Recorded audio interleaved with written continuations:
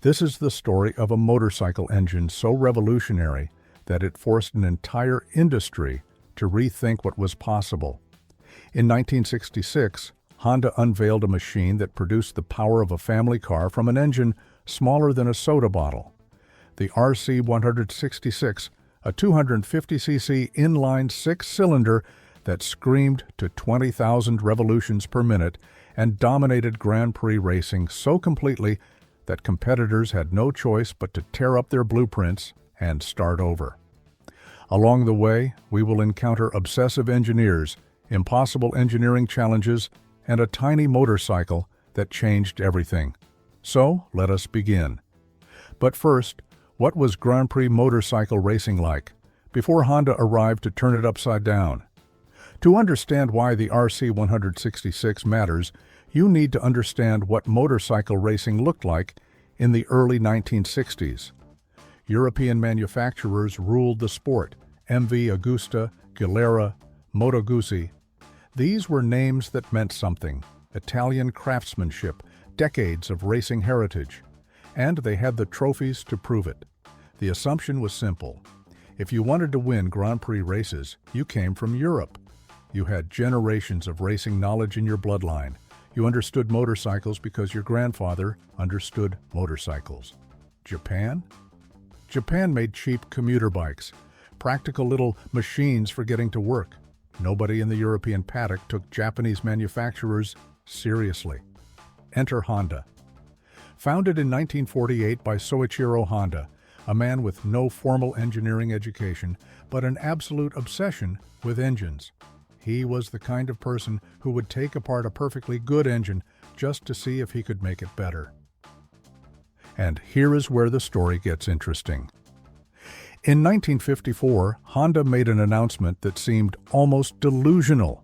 He declared that Honda would compete in the Isle of Man TT, the most prestigious and dangerous motorcycle race in the world.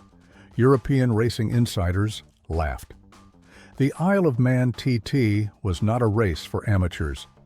It was 37 miles of narrow roads, stone walls, and blind corners through the mountains of a small island in the Irish Sea. Riders died there regularly. And Honda, this upstart Japanese company, thought they could compete. They could. It took them a few years, but by 1959, Honda arrived at the Isle of Man. They did not win. Not that first year, but they learned. And that is the thing about Honda in those early years. Every race was a classroom. Every failure was a lesson. Soichiro Honda famously said that success is 99% failure. He meant it. The team would lose a race, pack up their motorcycles, ship them back to Japan, tear them apart, figure out exactly what went wrong, and come back the next year with something better. This would prove to be their greatest advantage. By 1961, Honda won their first world championship. By 1962, they were winning regularly. But here is where it gets really fascinating. Honda was not content to simply compete. They wanted to dominate. And to dominate, they needed more power. In a 250cc class, where everyone else was running single-cylinder or twin-cylinder engines, Honda started asking a question that seemed almost absurd. What if we put 6 cylinders in there? I mention this because the engineering challenge was genuinely insane. A 250cc engine is tiny. We are talking about a total displacement smaller than a large coffee mug. Most manufacturers struggled to fit 2 cylinders in that space efficiently. Honda wanted to fit 6. The reasoning was elegant, if completely impractical. More cylinders meant more power strokes per revolution. More power strokes meant more power. More power meant faster lap times. Simple, right? Except nothing about building a 6-cylinder 250cc engine is simple. Think about what they were attempting. Each cylinder would displace roughly 41 cubic centimeters. That is smaller than a shot glass. The pistons would be the size of thimbles. The connecting rods would be thin as pencils. Everything would have to be machined to tolerances measured in thousandths of a millimeter. One tiny imperfection, and the whole engine would tear itself apart at the insane speeds they were targeting. And those speeds were insane. Honda engineers wanted this engine to rev to 18,000 RPM, then 20,000, numbers that most automotive engineers considered impossible. A typical car engine redlines at 6,000 or 7,000 RPM. Honda wanted to triple that, in an engine smaller than your fist. The man leading this effort was Shoichiro Irimajiri, a young engineer who had joined Honda straight out of university. He would later become president of Honda, but in the early 1960s, he was just a brilliant kid with an impossible assignment. Build the most powerful 250cc engine ever created, make it reliable enough to survive a Grand Prix race, and do it before the competition figures out what you are doing. If you are enjoying this deep dive into racing history, consider subscribing. It really helps us reach more people who appreciate these kinds of stories. But anyway, back to Irimajiri and his impossible engine.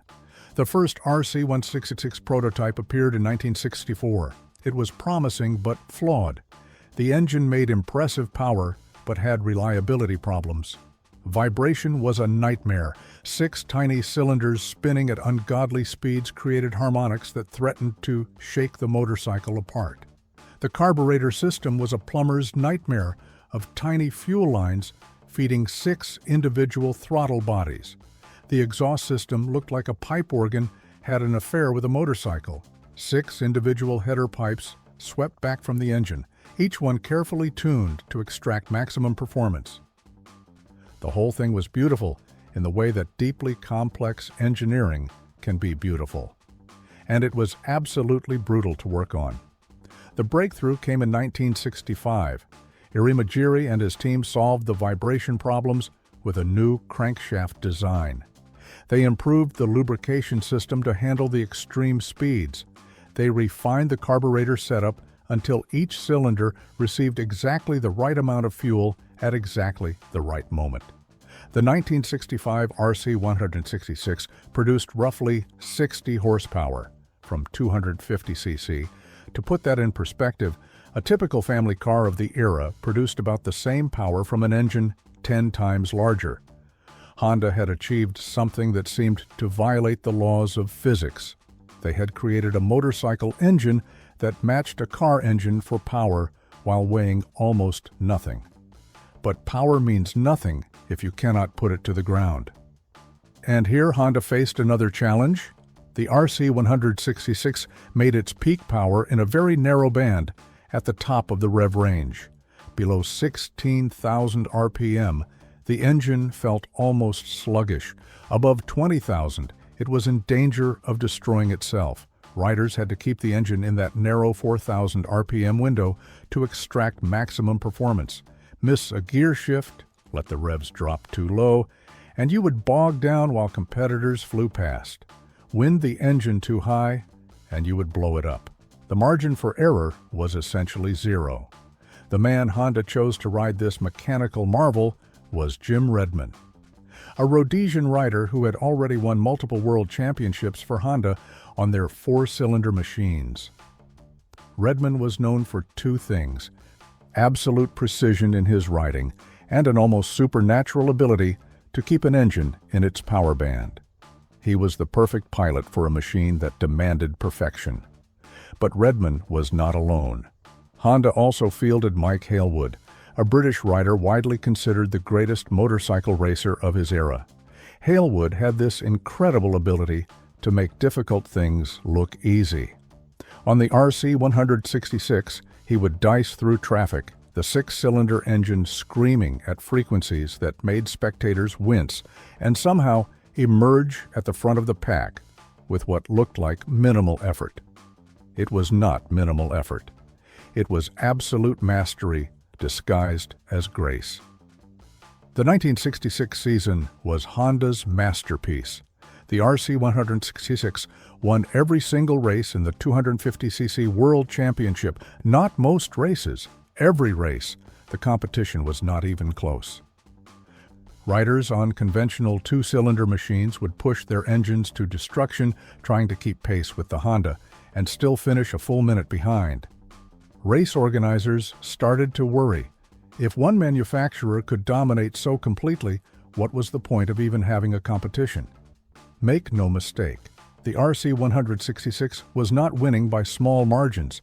It was winning by margins that embarrassed the entire European motorcycle racing establishment.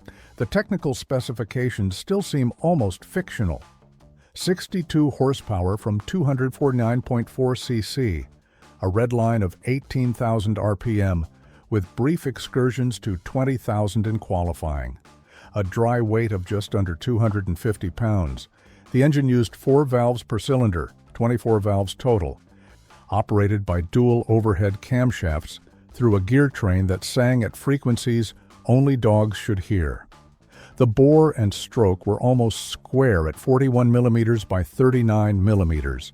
Each cylinder was essentially a miniature racing engine in its own right, and Honda had lined up 6 of them in a row. Now, this is where it gets fascinating from an engineering perspective. Building a 6-cylinder engine is not just about adding more cylinders. It is about managing complexity. Every additional cylinder adds weight, friction, and potential failure points. The crankshaft has to be longer, which makes it flex. The cylinder head has to be wider, which makes it harder to cool. The exhaust system becomes a maze of pipes that have to be carefully tuned so the pressure pulses from one cylinder do not interfere with another. Honda solved all of these problems, but the solutions were expensive and time-consuming. Each RC166 engine reportedly took months to hand-assemble. The parts were so precise that they could not be interchanged between engines. If you needed a new piston, it had to be custom-made to match your specific cylinder. This was racing at the absolute limit of what was technically possible in the 1960s. And here is the thing that really amazes me. They made it reliable. Grand Prix races were long, the circuits were dangerous. An engine failure at 20,000 RPM could mean disaster. But the RC166 finished races. It did not just finish races, it won them with mechanical regularity. The team would return to the paddock after a victory, the engine would get a basic inspection, and it would be ready to race again the next weekend. For something this complex, this high-strung, that reliability was almost as impressive as the raw performance. The sound of the RC166 deserves its own paragraph. Most motorcycles have a distinctive exhaust note. The RC166 had a scream. At peak revs, it produced a wail that witnesses described as unlike anything they had ever heard. Not the rumble of a big 4-cylinder, not the bark of a twin. A high-pitched shriek that announced Honda's dominance before the motorcycle even came into view. Old-timers who attended races in 1966 still talk about that sound. It was the sound of the future arriving. But success breeds resentment, and Honda's dominance created a political problem. The FIM, the international governing body for motorcycle racing, began discussing rule changes specifically designed to limit Honda's advantage. There were proposals to limit the number of cylinders, proposals to restrict the number of gear ratios, proposals that were transparently aimed at bringing Honda back to the pack. The Japanese did not react well to what they saw as unfair targeting. And in 1967, they made a decision that shocked the racing world. Honda announced they were withdrawing from Grand Prix racing entirely. After spending years developing the most advanced racing motorcycles ever built, after achieving total dominance, they simply walked away. The official reason was to focus resources on car development. Honda had started making automobiles and wanted to apply their engineering obsession to 4 wheels instead of 2. But many observers believed the real reason was frustration with the rule changes. If the competition cannot beat you fairly, they will change the rules until they can. Honda decided they would rather leave as champions than watch their achievement regulated out of existence. The RC166 had one final full season of dominance in 1967, before the withdrawal took effect. Mike Hailwood won the 250cc championship yet again. The motorcycle that could not be beaten retired undefeated. As we will see, its influence would extend far beyond those championship seasons. What happened to the men behind this machine?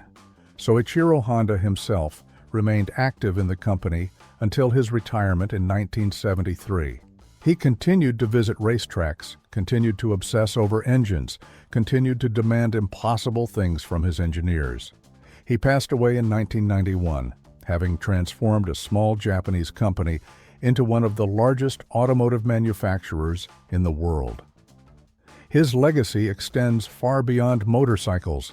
Every Honda car, every Honda engine, every Honda anything carries the DNA of a man who believed that 99% failure was the path to success.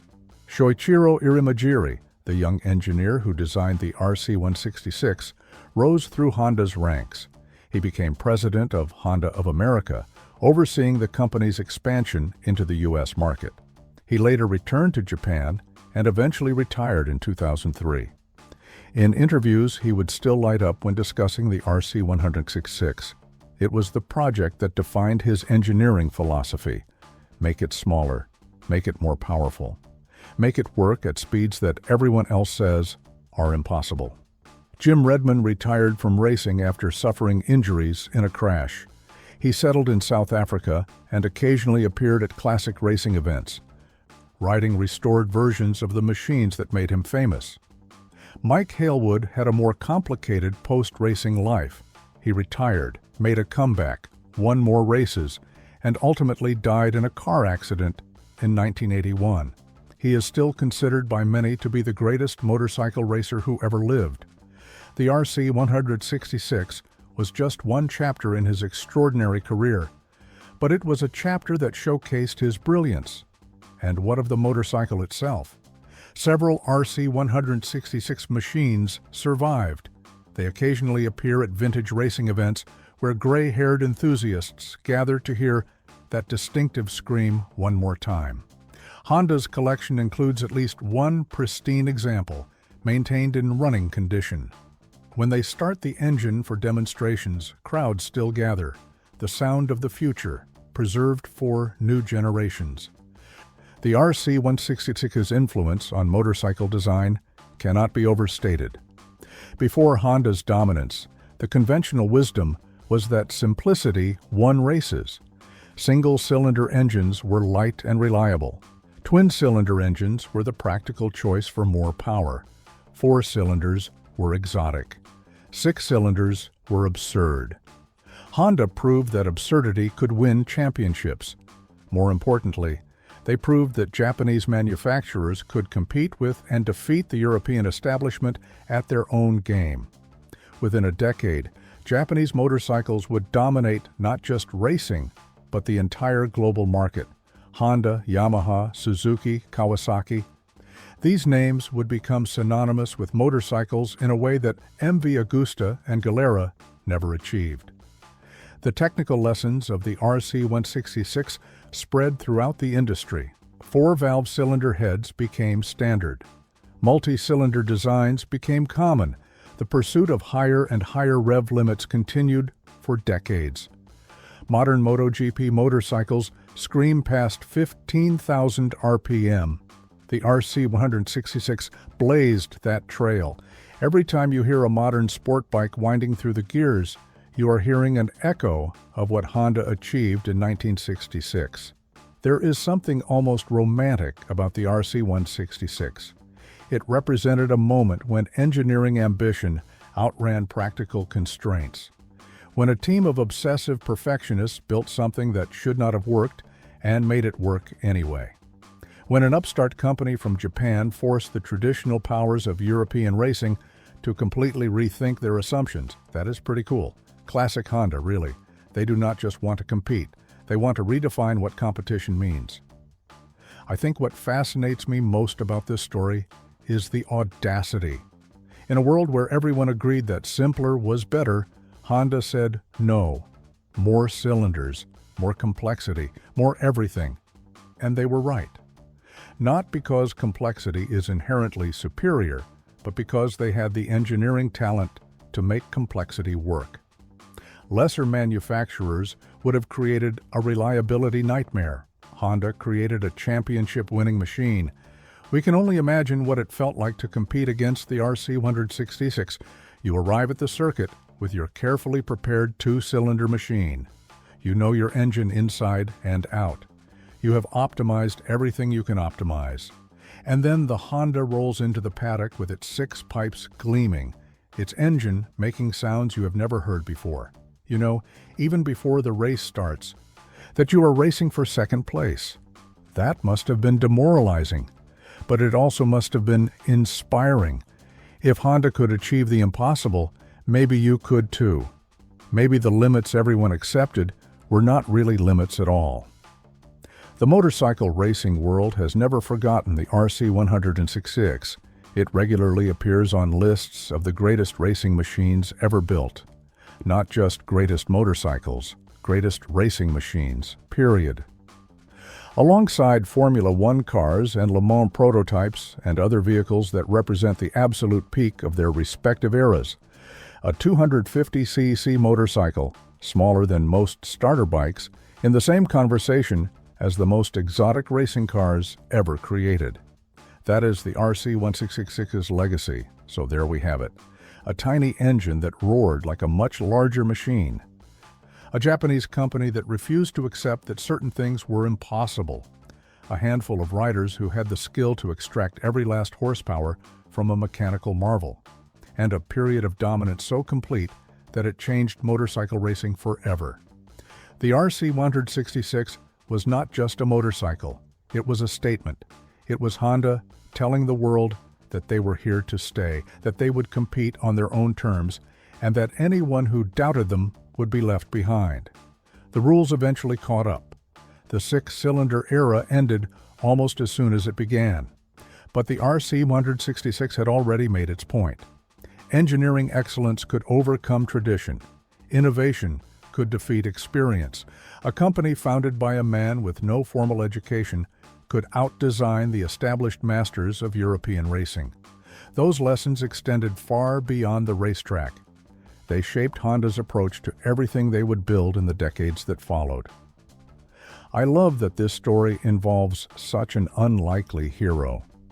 A 250c racing class sounds almost quaint today.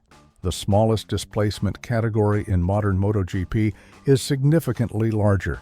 But in the 1960s, the 250cc championship mattered. It was where young riders proved themselves. It was where manufacturers demonstrated their engineering prowess.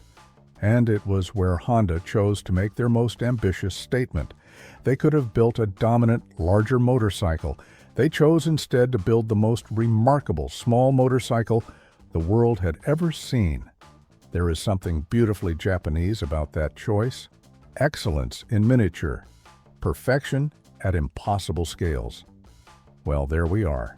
The story of Honda's RC166. A machine that produced the power of a family car from an engine you could hold in your hands. A motorcycle that won every race it entered in its championship season. A technical achievement that forced an entire industry to rethink what was possible. And a reminder that sometimes the people who say something cannot be done are simply wrong. If you enjoyed this one, subscribe for more deep dives into remarkable machines and the people who built them. Let me know in the comments where you are watching from and whether you have ever heard an RC166 in person. Take care, and I will see you in the next one.